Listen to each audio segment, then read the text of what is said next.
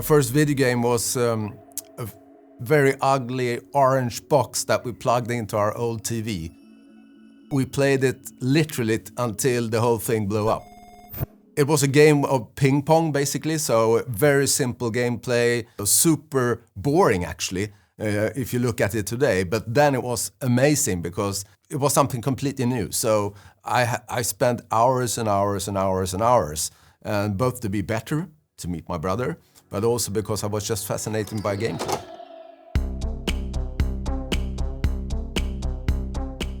Games has always been super important to me and very attractive. It's a form of being socializing and competing.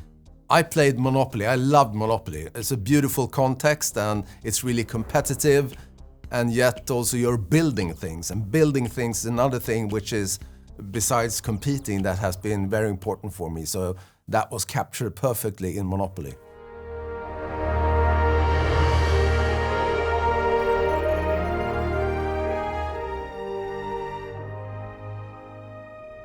Då liksom, det är så jävla yxigt men det är underbart.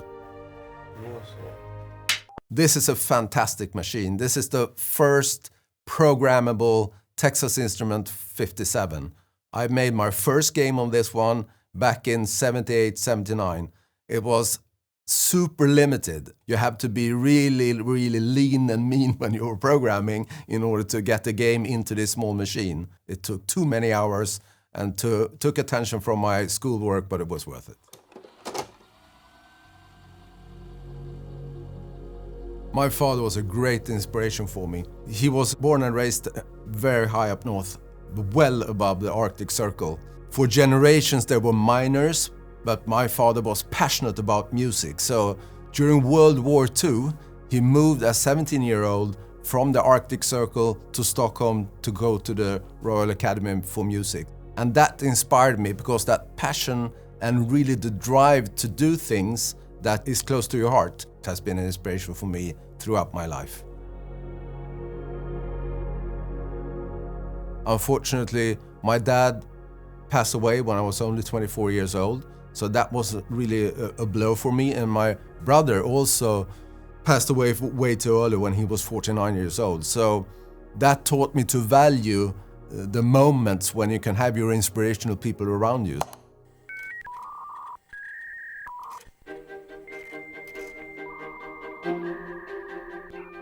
Many, many years ago, I had the opportunity to learn about the internet, to be blown away by the opportunities that I saw and that we discussed, me and my friends. And when I was in this period of my life, I was so passionate about having the opportunities, the outlook of building my own company.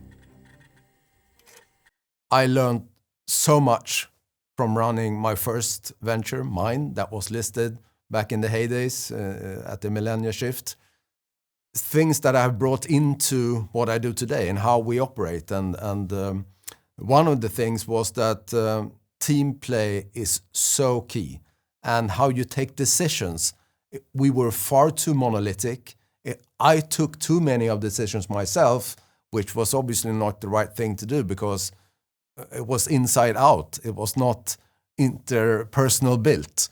And I think that is a key learning, and to build what I call the modern company is the opposite actually.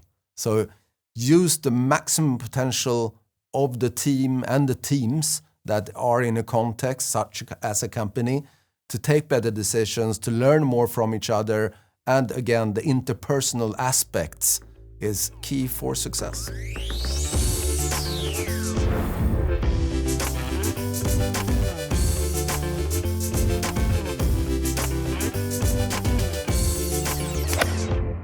I had the opportunity to build the best game ever called Ungoth.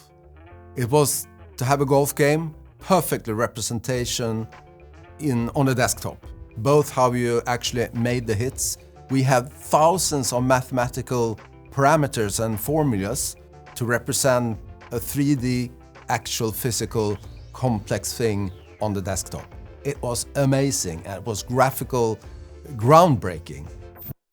Well, I would describe Ungoth as the best game ever that unfortunately didn't work out. It was my first rodeo into the industry. That's when I started working with Jurgen.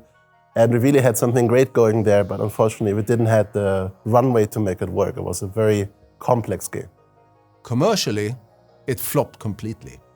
It led me to really understand and evaluate risk and not be only driving your own conviction into that it necessarily have and will be a commercial success. So I got a different relationship to commercial risks, basically.